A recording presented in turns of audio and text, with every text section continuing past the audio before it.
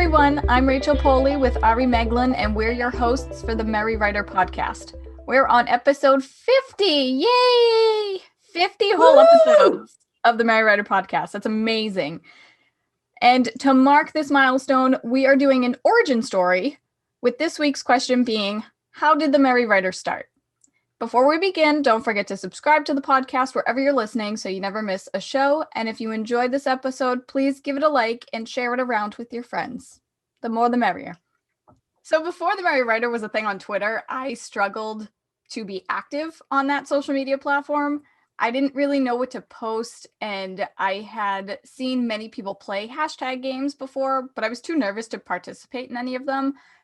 I don't really know why. I think I was afraid that I would do something wrong or whatever. And you see some of these communities are already well established that it's as a newcomer, it's kind of weird to worm your way in there. Yeah. And then I noticed Ari posting the MerryWriter, and I thought, hey, I know her. Maybe I'll join this one. So I did. And that's that. Oh, end episode. That was so nice that that's how the MerryWriter started. You gave the game a chance. Okay, that's it. Done.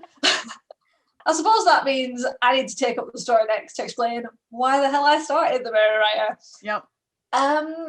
I hated Twitter, and I know I've mentioned that before, but I really need to reiterate how much I hated Twitter. I started very late on all social media platforms, and to be fair, I hated all of them, and that hasn't 100% changed. But I was aware that most of the writers I was following on blogs and everything seemed to gravitate towards Twitter, and it seemed to be a very active place for writers to meet. And I kind of wanted to get in with that. I like the idea of chit-chatting with other writers. So I went onto Twitter in 2016 and was rubbish at it, seriously, just rubbish. Didn't know what to put, hated the idea of just putting these short sentences. This was well before I'd heard of things like Buffer to schedule. Yeah, we keep mentioning Buffer. It's going to keep coming up until they sponsor us. And so yeah, I didn't know what I was doing. I didn't really like the idea of learning what to do. I just followed a lot of writers that I really liked, and I just sort of responded to their tweets, threw up the odd thing. And like Rachel, I saw a couple of the other hashtag games out there, and I played some, and they were really good. However, I found that some of them, a lot of the questions I couldn't answer. It was either not relevant at all to my story or my me as an author, or it was mentioning things that seemed to be very country specific. There was a few times where it's I don't know what that means, and it turned out to be something from America, and I had no connection to that. I could have sat there and read up about all of it, but it meant nothing. I had no reaction to it. So I found that I wasn't able to participate all the time. Now, one of the things that I used to do anyway was ask questions. I used to annoy my friends by sending random WhatsApp questions, where would you go if there was a zombie apocalypse? And if you had to grow a tail, what would it be? And I used to do that quite a lot. And it was only after getting a couple of responses back on things like that that I started thinking about creating my own little game. I wanted it to be very specific to writers, but also to themselves as the author, not just their stories, because I think that's always quite interesting. People want to know more about the writers. I wanted it to be easier for people to answer. I didn't want it to be so specific to one country. Don't get me wrong, some of the questions that come up are probably if we're asking about romance in a story and you don't write any form of romance, no subplot or anything, then obviously it's not going to be relevant. But I wanted it to catch as many writers as possible.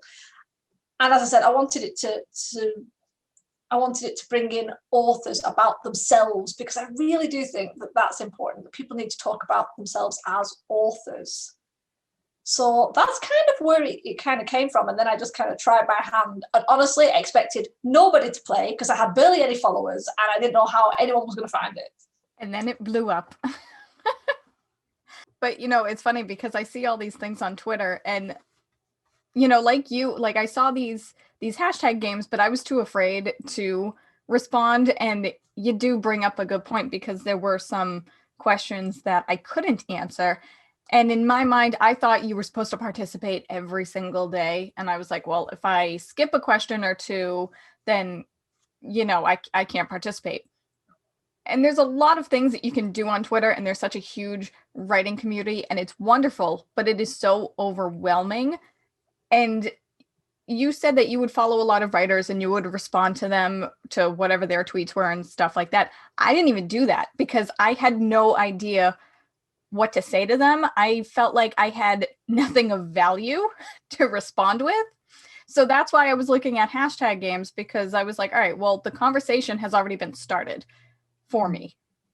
Like, I just need to answer it. And if somebody else answers it and I agree with them or something, I can respond and maybe I can make a new friend or two. Yeah, actually, yeah, you're right about the fact that it's already started the conversation. And I think when I started and I'd ask the random questions before the game started, I would ask questions because that's always been my thing.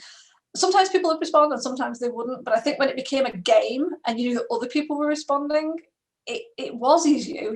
Especially if you were not 100% sure if you weren't 100% sure what the question was asking. I'm going to get to that in a sec. What people would do is they'd just wait and see what other people would respond, and then they'd respond. And I think it was easier to get people's responses that way. And the reason I said we'll talk about the other thing in a minute, I'm going to talk about it now, was the number of times I've had people message me saying, oh, I thought you meant this with the question, but I've seen people respond this way. And sometimes those questions are specifically vague because we want to know how you answer it. There is no right and wrong answer. And if there is, I'd tell you. But no, no. I like to see, it's like if I put a question up, or Rachel puts a question up, and you answer it in a certain way, and everybody answers it a different way, it doesn't matter because it's how you interpreted it. And I like that. I like how everyone's different with how they answer these questions. It really, I don't know, it makes it interesting to see the different thought processes from different people. And that can be that could be an age thing, a cultural thing, or just because you just read it differently than how other people see it. And I love that. Just a random little add-in. Well, that's it, isn't it? Because like when they always say that no two readers read the same book. Everybody interprets things differently and they all read it differently. And that's the same thing with the different questions, because the whole point of the questions is that, yeah, we want to build a writing community, and we do want to learn more about your work in progress, but we also want to learn more about you as a writer and even as a person, because we're all human beings and we all have things in common. And, we're just trying to build upon that and get to know one another. Yeah. I think a lot of games I've seen are very heavy on the story aspect, which is good. Not having to go at that at all. But I think a lot of people come onto Twitter to meet other writers, to make friends, to build their tribe, to find their super fans, to find beta readers or critique partners, or just someone who's going to be like, yeah, your stuff's great. But it's not just about the stuff. You do want to meet the author. You do want to connect with someone and go, oh my God, they like that same thing I like, or oh my God, they struggle with that same issue or whatever. So by sort of having questions that ask about you, the person, and not just questions about your experiences either, not like, how do you manage this? And how do you manage your marketing? And how do you manage your editing?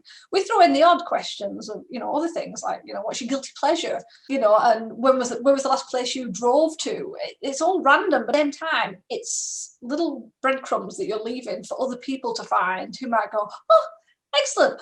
We live in the same area, or I've been there, or I totally share that same guilty pleasure. And it helps to build connections.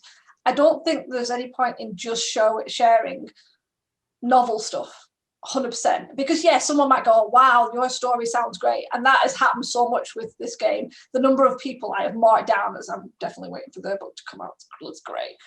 But I don't just want to get their book. I want to connect with these people. I want to be a proper fan or a proper friend and a proper reader and a proper part of the community. And I think that is important. And that is what I strived for when I started the game. And that is what we have managed with continuing this game for, we're on year 3 now, I believe. It will be 3 years in July. Yeah, just losing track. So many. June or July? June. Oh. June. Is it June? I think I started in July. You started the game in June, I think. Yeah, that was it. And I managed 1 month of running this game on my own before I freaked out because as I said, I didn't have that many followers. And then the first game I launched, I had like 50 people join it and follow it. And it was like, so many. And I just couldn't cope. And obviously it took a while with the game to get used to the systems, using a scheduler, figuring out the best way of responding to people, making sure we check the hashtag, which I still forget most of the time. So I have to keep reminding people to tag me because I've got no chance of checking the hashtag. Great hashtag game. But yeah, so then I went to Rachel. I was like, hey, do you want some fun? And convinced her to join. And she probably regrets that now. Do not. I think I was the one who emailed you first because I was like, holy crap, this is amazing. And you were like, help. You can't. It's great. Come You're like drowning over here. And I'm like, wow, look at you. You're swimming so well. So I dragged you in, and so we're both drowning. I know. We meet. No, I mean, guys. Oh yes, 100%. We do, and it's been really good because we meet every time a new game starts, we meet new people. There's always new people joining, and obviously we do sometimes lose older people, which not older people. Sometimes we lose people we've had for a long time, which is sad, but not everyone's going to play the game all the time, and that is totally fine. Yeah. And you can also join the game in the middle. That was something I never really thought of when I was looking at other people's hashtag games. It didn't dawn on me that if I was in the middle of the month and I saw the game, I could just join. It was almost like, oh, now I've got to wait for the next one, start in the beginning of the month. That's also us being perfectionists, though. Like for me, I'm like, oh, it's like, 1 week into the month, I can't start anything new until the 1st. I think one of the fun things is we have a lot of players who have played the whole time, like people whose names you see constantly, and I love it. We have so many of regulars. That's it. We have so many regular players who we see all the time, and you'll probably recognize some of them because they're most of them have been guests on this show, and will probably be more guests. We've had Kerry on, we've had Devon on, we've had Ian on, all these people that were playing this game and are still playing the game now. Well, as of recording this, they're still playing the game. And we've got many more. And it's been brilliant. I mean, we wouldn't have been able to get these guests if we hadn't started this game. And I suppose, no, we would never have met these people. Never have met these people. And how sad would that have been? We wouldn't have connected. And it's been lovely seeing some of the players meet other players and become really good friends and build little communities and become critique partners. And it's like, yeah, we did that. Yeah. Taking credit. Always take credit. If you can take credit, always take credit. That's what I learned in business. Always take credit. I suppose the fact that we ran this hashtag game for so long, and obviously it's all about questions. We ask questions, we answers, blah, blah, blah. It's not really a big surprise that we took a big step and developed it into a podcast. Both Rachel and I had wanted to do podcasts for a while, but we've been separately. We didn't even know that we both wanted to do that. Yeah. We were thinking about doing a podcast, and then I honestly couldn't figure out the best way of doing it. And then I'm like, why don't I just turn the hashtag game into a podcast? But then I felt overwhelmed just thinking about that. So, of course, I'm going to drag Rachel into it, because why would I not? It's like, if I'm drowning, she's drowning. We do things together. So I conned her into thinking it was going to be a great idea. It is a great idea. It is a great idea. Remember that you're going to be editing this episode and the next episode and the bonus episode. Do you still think it's a great idea? You have the next 2 guest episodes, so. Oh, yeah, that's true. But yeah, so that is, in a nutshell, a really big nutshell, because I think I've witted on for ages, how the game and then the podcast actually came to be. Yeah. I mean, I remember when you emailed me, and because I had been thinking of doing a podcast, because I'm one of those people that needs to jump from project to project.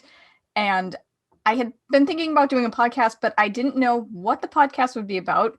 And I didn't know how I would be able to do it myself, because do you guys really want to listen to just me speaking, to myself for a few minutes? I don't know, probably not. And then I woke up one morning and I had an email from Ari, and she was like, you can say no, don't worry, you can say no. I won't be offended. But what if? And I think I put Ari in shock because I responded and I was like, hell yes, let's do this. Let's go. And Ari responded and she was like, are you sure? Do you know what you're getting into? It was good though, because neither of us knew anything about podcasts, like anything, how to record, how to where you put it. I mean, you hear the odd thing like, yeah, there's podcasts on Spotify and there's podcasts on Apple Podcasts. That was about it. And so we have literally been building this up with zero knowledge. We had to learn from scratch everything. And I think it did help that there were two of us, because we set up a system, because that's what we do. We set up our Trello board, massive Trello board, and we assigned ourselves homework, which we still do. We had sort of artwork, we had sort of music, we had sort of scripts, we had to figure out where we were going to put it. And oh my gosh, it took a lot of effort, a lot of time. But you know what? I think it's working really well, especially if you listen to earlier episodes, which are just like pants now compared to this. It's like way better. So. And I mean, this podcast, we worked on this podcast for 6 or 7 months before we actually released the trailer. Yeah. Like, that's how long that this has been in the works. We're going up on a year, and like in the beginning of April, end of March. But for us, like we've already been working on this podcast for well over a year. Yeah. Which is so strange to think about. But look how far we've come. And we've learned so much, and we've met so many awesome people. Yes, it's really developed, and it's been easier meeting people. And we've had people come in saying like, hi, can we be on your podcast? And obviously we love it when people do that. We have a massive list of guests that we have. So if anyone ever asks, we put them on the list, but we do have people we've already got plans and everything. But it's so sweet that people want to be on the podcast. Right? Like, oh my gosh. You guys like us. Thanks. Weird people. Obviously, they don't know us enough if they think we're great. It's like, oh. No, seriously though, like it's amazing meeting some of you, like some of the backgrounds or how you started writing and some of your advice for writing. Like, let me tell you, like there have been many guest episodes where we finish talking to whoever the guest is, and as soon as they leave the Zoom meeting, Ari and I are like, okay, well, I'm feeling motivated to go write, so goodbye. We're making all the notes because they said some great things. It's been brilliant, and I like how it has developed, and I like how we're still learning. We are constantly still learning. We still find new places and new directories to list the podcast. I forgot what it was then. To list the podcast. Well, and we come up with. We've got so many questions. Obviously, we have 2.5 years of a hashtag game to pick from, and also some of the questions we asked in the hashtag game, the answers were incredible. So it's like, oh, that's a really good question. We're definitely going to be asking that one again. But no, it has been awesome that we did this. And I did find it funny that, yes, we planned for 6 months. We did loads of research. We really looked into this. We did not want to jump in and fall flat on our faces. However, we also jumped in about 3 months earlier than we were going to. So we because we have a habit of like planning, and we wanted to not do that to the extreme. So we got to like partway through and went, let's just do it. Yeah, I think because I think our original plan was to have the podcast come out in June or July, like right at the second anniversary of the TheMerryWriter not the podcast, the hashtag game. And I think like for the second anniversary, we were going to be like, hey, it's a podcast too. Yay. And then we got to the point where we had planned so much that we didn't really know what else to do. And we were just like, you know what? I guess it's instead of us sitting here twiddling our thumbs each week, we might as well just start recording. And I think we were also a little bit afraid too. We were afraid to start recording because we didn't want to listen to our voices. And we didn't know if people were going to want to listen to us. So we were trying to find all these little mundane tasks for the podcast that had nothing to do with the actual episodes. And we're like, we'll get to the actual recording eventually. And now, hey, now we're doing the trailer was hard. Yeah, oh yeah. But now look at us, we're on episode 50. So yay! Seriously. Woo-woo! And episode 52 is in 2 weeks, so that'll mark a full year of episodes for you guys. Wow. It does not feel like it's been a year. No, it hasn't. Although with how long we've been working on it, it feels like longer. Yeah. Also, we were I find funny in advance too. So there are some weeks where like, which episode is coming out? I don't know. I have no idea. There have been close calls with that where we've uploaded the video and it's like, oh wait, that's not the right video, that's what we've just done. Yep. And yet, we've got 3 more behind us that we need to put up first. Thankfully, we've always caught it, but there have been a couple of close calls. Oh yeah, definitely. I mean, hey, we made it a year with 0 incidents, so you're welcome, guys. Although, would you guys really be surprised if we screwed up like that? Let us know in the comments below. They're monitored, so we can delete them if they're really bad. I think what's funny is we were considering starting the podcast in June because we were going to stop the game on Twitter. And then revealing our secrets. Changed my mind. I know. That's what we were gonna do. And then because I was like, I don't know if I can think of any more questions. I think we're gonna run out. And then we just had a mad moment, didn't we? And like the next 6 months of questions were written, and I decided that we should just keep it going. Yeah. And it's still going. I know. We were just getting so overwhelmed with it. And then we were like, we're adding a podcast on top of it. Is that too much? Is that going to be like too much for them? Is it going to be too much for us? And well, here we are. I think it's that level where you put so much on top of yourself and you get so like, as you said, we were kind of getting a bit overwhelmed with just the game. And there's 2 of us and we still got overwhelmed with just the game. And then we're like, let's stick a podcast on, a podcast that we have no idea what we're doing and we have to learn from scratch. And then I think sometimes that pushes you to beyond the point where you just, everything's giddy and you're like, I don't know what I'm doing. And then you just cope. It's that kind of like crazy stress level of cope. That's what we did. Yeah. And it's great. But with that said, we really do appreciate you guys. We do. We've met so many awesome people through the game, through the podcast. It's amazing. Yeah. And you people, you're listening, you're downloading, you're sharing, you're leaving comments. It's like, oh my gosh, people are actually listening to us, which is just yeah. Why are you listening to us? But it's so nice, and it's obviously encouraging us to keep going and make more. So it's all your fault, people. It's all your fault. I mean, it boosts my ego. I don't know about yours, but every once in a while, you need that ego boost.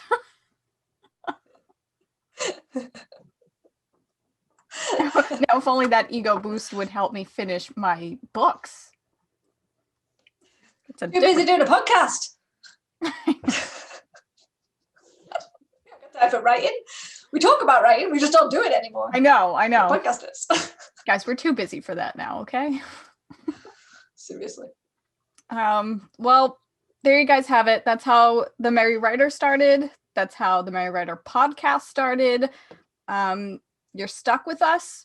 So thanks so much for everybody who has listened, who has shared the episodes, who has downloaded the episodes, who has commented on Twitter or in the little comment section thingy, and whoever has just participated in the hashtag game on Twitter. Like it's been a ride, but it's been a good ride and we're enjoying it. And we hope you guys enjoyed this episode. Do let us know if you guys play the Merry Writer hashtag game over on Twitter, and drop your answer in the comments or on Twitter using the hashtag TheMerryWriterPodcast. And if you want to get some extra content, you can head on over to our Patreon page at patreon.com/TheMerryWriterPodcast. You can support the show for as little as $1 a month and get bonus content, including mini episodes. And tune in next week for another episode of the Merry Writer Podcast, where we ask all the right questions. Thanks for listening. Bye. Bye. This podcast is brought to you by Scraps of Paper. We have notes everywhere. The music, titled Inspired, is by Kevin MacLeod, licensed under Creative Commons 4.0.